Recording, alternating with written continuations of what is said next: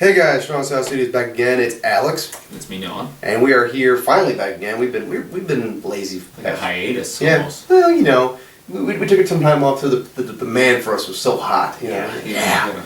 By the way, I'm still your champion. Probably the longest running champion. Alright. But who's counting, right? You know. We are here with your WWE Elimination Chamber 2014 pay-per-view review. Pretty average show from WWE. There were some good things. I heard a great example of this was 2 good matches, 1 awesome match, and a little few change. Yeah. It was basically a show of two matches. And then one ended. Exactly. Yeah. Not particularly hard to sit through. No, it was enjoyable for what was there. Yeah. And also this is the last pay-per-view before the WWE Network, which made watching it a pain in the ass thanks to Dish Network. So fuck you, Dish, from us. Yeah. So hopefully I don't have a dish and never will. Yeah. Well, they don't need to now. Yeah. Anyway, let's start with the first match, which the opening match was Big E Langston taking on Jack Swagger with the Intercontinental title on the line.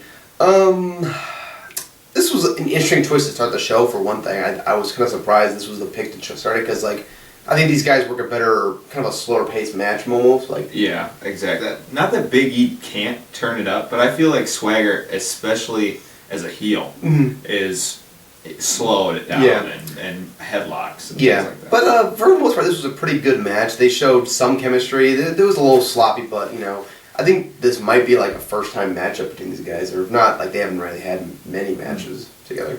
Yeah, but this wasn't bad. It was fine for what it was. Yeah. I didn't hate it or didn't love it. Yeah, it just wasn't really. I wouldn't say it was pay-per-view quality. It definitely shouldn't have been on pay-per-view personally, which kind of was like most of these matches on the show. But I enjoyed it for the most part. And Big E just keeps getting better and better. I really hope they keep the push going for this guy, and I hope the crowd keeps keeping behind him. Which is kind of scary because right now they're having him go up against Cesaro, which that's the worst idea you could do. It's almost like they're giving up on Swagger. Yeah, it's well, obviously. I mean, why wouldn't you? But it's about time. Yeah, but I just hope they don't.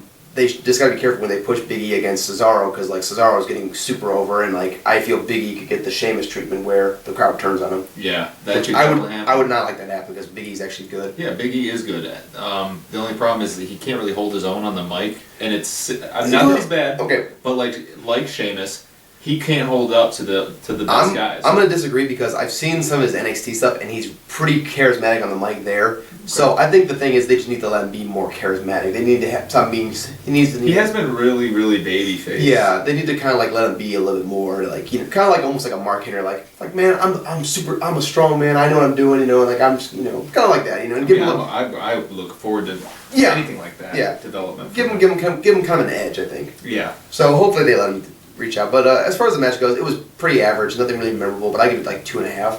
Yeah, I give it the same. Next up, we had the New Age Outlaws defending their tag team titles. God, I hate saying that, against the Usos. This was a New Age Outlaws match. I mean, these guys really 2014. Yeah, these guys know how to suck the life right out of every tag team they stepped in the ring with recently. Mm-hmm. Cody Rhodes and Goldust having great tag team matches. As soon as they step in the ring with the Road Dogs and Jesse James, or Billy Gunn, whatever their names are, it doesn't matter. Who cares? their match levels go down. Same thing with the Usos, man. This was a raw match. This was very forgettable. Yeah. I don't remember how the finish happened. I remember that the New Age Outlaws won. Yeah. Was it a roll up? Jimmy super kicked Road Dogg off the apron. Roll up by Billy Gunn. Grab the tights. 1, 2, 3. It was that's it. Yeah. Very not worth watching at all. No, really. and in my opinion, they should have put the belts on them. And here instead of at a Monday Night Raw 2 weeks later, which just was aired a few days ago. Yeah, what was I didn't understand the booking behind that, but Chicago, they wanted to get the Chicago crowd. Oh, yeah, I guess. But we'll talk about that later. Pretty forgettable match. I gave it 2. I think I'm being generous. Yeah, I'd say you are. I gave it a star and a half. Okay, I'll lower it then 2. I'll lower it to a star and a 3/4. Fine, there. Happy. Okay. Speaking of matches that don't belong on pay-per-view, next up we had Titus O'Neil taking on Darren Young. I like these two guys. I think they're great as a tag team. I thought the Primetime Players was a gimmick that actually was going to work until WWE just kind of forgot about them. And then broke them up. And then turned the wrong guy heel. I mean, Titus O'Neil I thought was a picture-perfect babyface.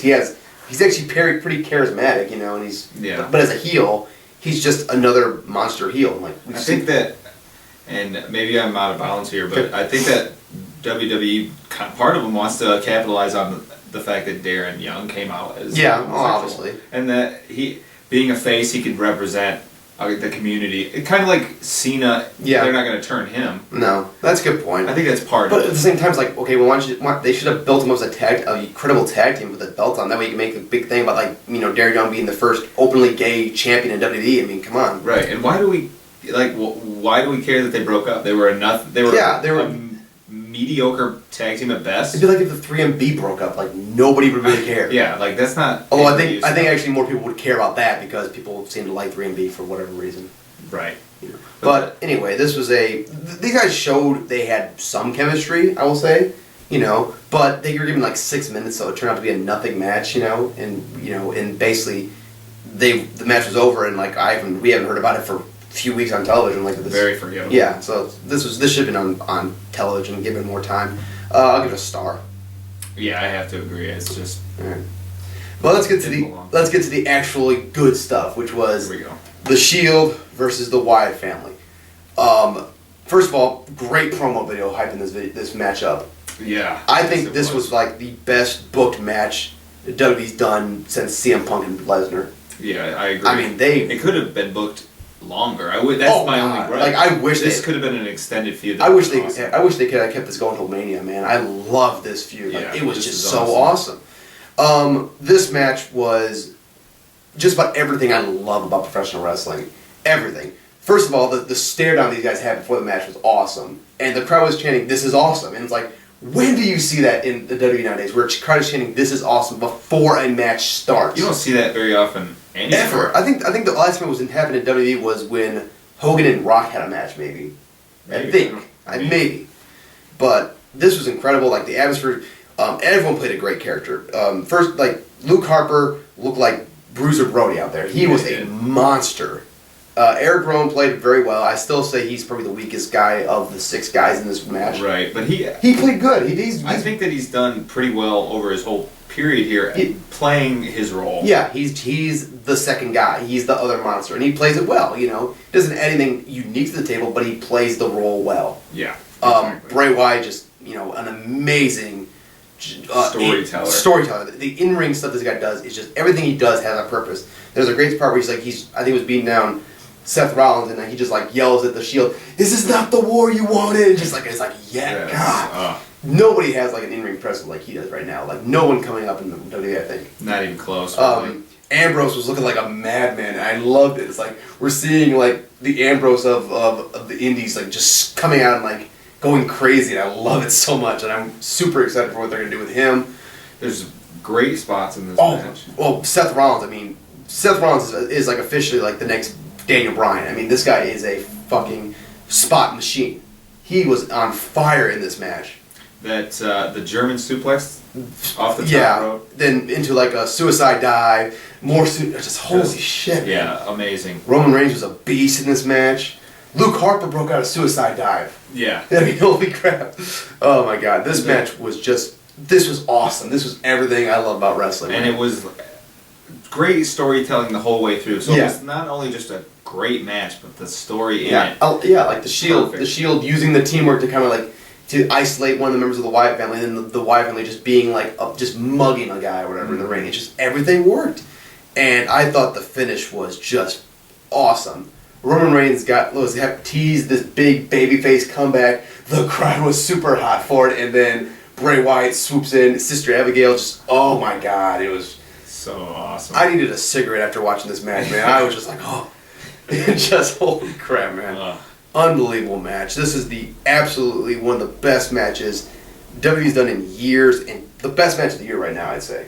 I think so too. I think this is better than anything that's come out of Japan. Well, you still haven't seen Ishii and Naito, which I haven't seen it, but I heard that's good. But this is the best thing in North America right now, hands down. Yeah, I think this is better than anything that came out of like Wrestle Kingdom. I agree. Oh hell yeah. But this has to be up there for match of the year. Oh my god, it's early going. Oh my god, this was amazing. And I'm just like, why was this not booked for WrestleMania? It'd have been so much better at WrestleMania even. The thing is though about this match was, it was so satisfying because everybody kind of always wondered in the back of their head, what would the match be like if these guys had a match, and it was perfect.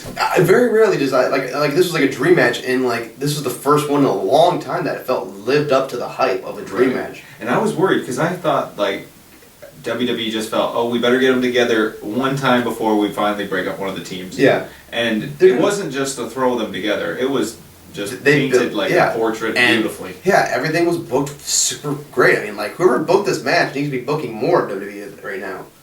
You know, even if that is Triple H. Even if it is the wrestlers that called the match. No kidding, man. My God, man, this was amazing. 4.5 stars. I love this match. I'm giving it 4.5 also. Absolutely incredible. And then it went all the way down from hill from here. We had AJ defending her title against Cameron of the Funkadactyls. Basically, known as the other Funkadactyl, the one that his favorite match is Alicia Fox versus Melina. Yeah. This was a match, I guess. I mean, yeah. Technically, it was a match because a bell rung, and then there was a bell that rang after there was a winner. So I guess it was a match. Technically, yeah. I think that counts. Naomi is definitely the best wrestler in the Funkadactyls because Cameron did not look like she had a goddamn clue what she was doing. No. She clearly, AJ she's like a cheerleader out there. AJ couldn't salvage his match. Just sloppy. Bad match. Absolutely. I gave this like a quarter of a star. It was terrible. Yeah, I mean, half a star maybe. Maybe I'm being general. Okay. Whatever. I mean, I've seen people give it negative. So it was terrible. It was terrible. I mean, but you know. I've seen worse women's matches. That's the thing. Yeah. It's hard when you've seen some freaking terrible. Survivor Series comes to mind. Yeah. All right. Well, moving on, we had another terrible match, which is Batista is finally stepping in the ring for real for the first time in 4 years to take on Alberto Del Rio, and oh my God, this crowd destroyed Batista. Yeah. He deserved it. Oh my God, yeah, he looks terrible. Horrible. How the thing is. Physically, just looking at him, he looks good. Yeah. Aesthetically, looks good. How is he so out of shape? I have no idea. He can't move. He can't do anything. He walks around the ring and he gets gassed. Yeah, and all he does is lay around. Yeah. But what was the most baffling to me is like, he's got like 3 moves. Yeah. Like, what happened to all his moves? No kidding, man. This is the guy that used to, like, back in like 2005, 2008 was, you know, on fire, was a great wrestler, could actually carry a match, and, I mean, you know, was super over, you know. Exactly, he was over. He wasn't like amazing, but no, he wasn't. He could carry it with his presence, and he could actually be the heel and work a match like that. But I don't see. I think he's gonna have to be walked through every match. Oh no shit! And you know, it's and like I said, like I said before when they go into this match, like Del Rio's a good worker. You know, he's not a great character, but he's a good worker, and so maybe Batista can have a good match with him. Del Rio couldn't carry this guy for shit. No. It was like carrying a 500-pound bag on your back. You know, you ain't gonna get very far. No. God bless the crowd though; they were into everything Del Rio was doing and booed the shit out of Batista. That was the best part of that match. Yeah. That's why it's hard to rate this match, because it was fun because the crowd hated Batista. Oh my God! so much. I'm just thinking to myself like, man, WWE's got to be throwing in a panic situation at this point, because this is looking bad for WrestleMania. Yeah. And we'll talk more about that later. But this match I gave like a star. I mean, this was bad. This was rough. This was rough. I gave it a star and a quarter. Okay. But that's because I think that quarter goes to the match and the star goes to the You know, I'm gonna copy that. That's good. That's a good point. All right. Okay, then we had the main event, which was the Elimination Chamber match between for the WWE World Heavyweight title between Randy Orton, John Cena, Daniel Bryan, Sheamus, Cesaro, and Christian. This was a very fun match. This was a very fun Elimination Chamber.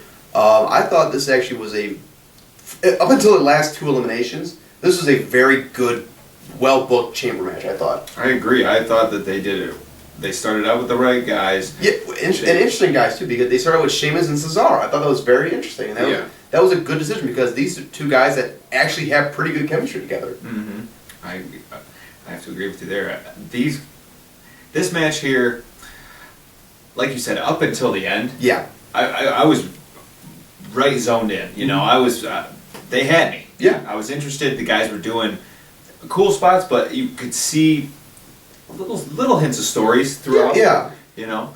One of my favorite parts was when they finally got all 6 guys in there, and like Orton was the one that they like all immediately like targeted. That was really awesome. And another thing, I'm like, I wish they'd done that more. Like, I wish that had been like kind of like the folks like Orton had to kind of like, go cower and well, he did that, but like I wish they kept it going more than just one spot. Yeah, I agree. But Orton going in the pod and then Sheamus bro kicking it. That was probably the biggest pop Sheamus has gotten in months. That was awesome. Cesaro was a monster in this match. I mean, he looked great. Yeah, the bumps on that steel are always hard to watch. Yeah, and Daniel Bryan did a good job. Cena did a good job. Christian, Sheamus. Who took the FU onto the... I think that might have been Cesaro. Yeah, Cesaro took that and took an STF. Yeah, but like they did a kind of smart thing where like they laid a plate of glass on this grate, so like they was a little bit safer to bump on. Yeah, so it wouldn't shred your skin, but there's no give. Oh no, that's gonna hurt like hell, but you're not gonna, But so it came down to Cena, Bryan, and Orton, and it's like, okay, this is gonna be kind of cool, see what these guys could do. And almost immediately, I think the Wyatt family showed up. Tagged Cena, and I think it tagged Bryan too a little bit, but they focused on Cena. Yeah, and then left. Yep. Then Kane came out, helped him get out the ring. And before you go too much further, the Wyatt thing, I understood. It's a WWE main event on the pay-per-view. There's going to be shenanigans. They're going to want to further the story. I understand when the Wyatts come in. I wasn't happy. It didn't. Yeah. It definitely hurt the match, but I was okay. Mm-hmm. But when Kane came out, it killed it for me. Yeah, right there. I'm like, completely killed it for me. Because it's just like immediately, as soon as you saw Kane, it's like, that's what's going to be. He's going to cost Bryan the match. Yeah, ruined the match. Yep, because and so Daniel Bryan like attacks Kane for like get him out of the way or whatever. Looks like he's going to beat Orton. Kane pulls the referee out of the way. RKO and 1, 2, big kick out, which I'm like, oh my god, they're actually going to maybe they're going to let him wrestle, and like for a second they got me, and then I'm like, oh wait, it's WWE, they ain't going to do that shit. Right, and somebody laid out Kane, probably Bryan. Bryan laid out Kane again.